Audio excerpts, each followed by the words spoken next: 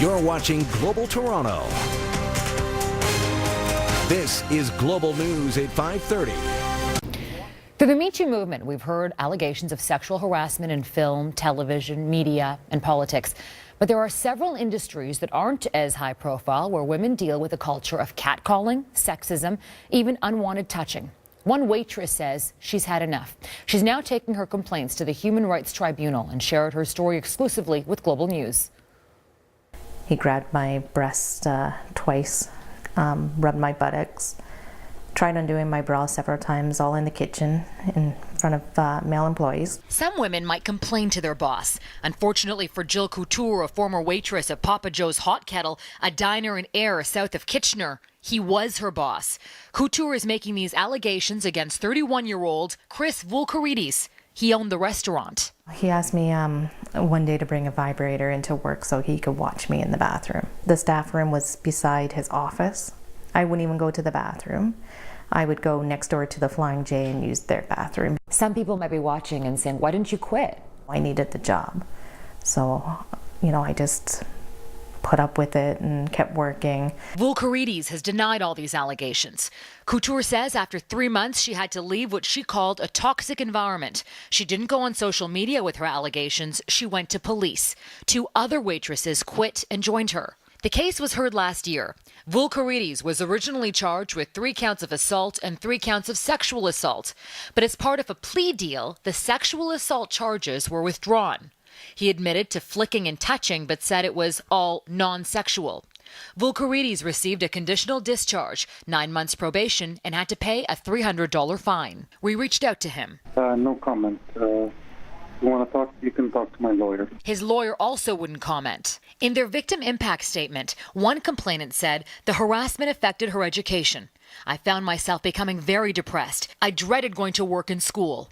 Another said she couldn't stay. I quit with no backup plan. I lost my house. I ended up moving up north to live with my mom and dad. I don't think it's fair at all. Couture and her colleagues are now going to the Human Rights Tribunal for lost wages and therapy costs. The women are looking for justice, not only in a criminal context, but they themselves want to sort of be made whole again. Vulkaridis responded to the Human Rights Tribunal complaint, denying he touched an employee's breasts or buttocks. He is requesting that the complaint be dismissed because it was dealt with in the court and cites that the court determined his conduct was not the result of discrimination, rather it was the result of a lack of appreciation on the part of Mr. Vulkaridis that his conduct was unwelcome. I think I'm slowly coming back to the way I used to be. I have a hard time trusting male employees. It's a lot different now. Papa Joe's restaurant has recently closed. Vulkaridis is now working for his father at another restaurant, a popular one in Kitchener called Country Boy, which is owned by the family. Coming up at 6, we take you inside the courtroom for a heated exchange between the judge and the Crown during sentencing. You're watching Global Toronto. This is Global News at 6. We talk about sexual harassment with high-profile people, but it happens every day in workplaces all around us. Earlier in the newscast, you heard from a waitress who alleges it happened to her at the Waterloo Region diner where she worked.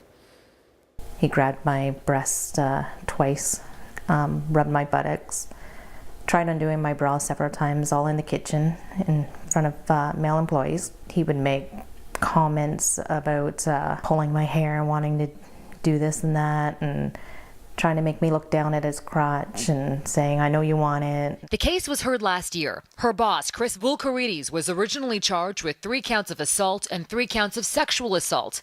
But as part of a plea deal, the sexual assault charges were withdrawn. He admitted to flicking and touching, but said it was all non-sexual. Vulkaridis received a conditional discharge, 9 months probation, and had to pay a $300 fine. I don't think it's fair at all. Couture and 2 of her colleagues have now put in an application with the Human Rights Tribunal. Vulkaridis responded to the human rights complaint, denying he touched an employee's breasts or buttocks.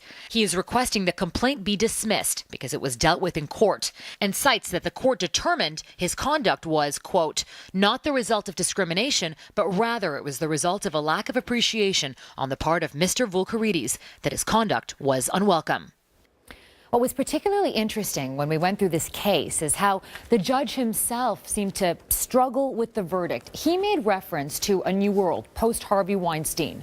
Justice Colin Westman reflected on a different time and culture in his line of work when inappropriate comments were once met with laughter.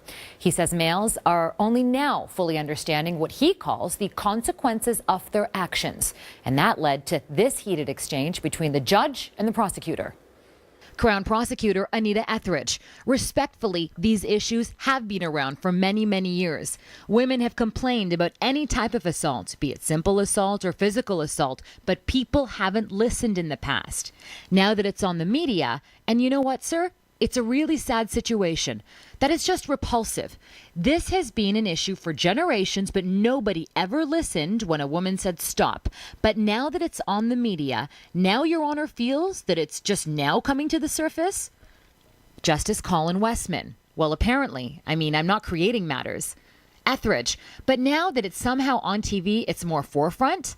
Westman. Well, of course, because now it's hitting the masses. Well, don't look astounded. Etheridge, I am astounded.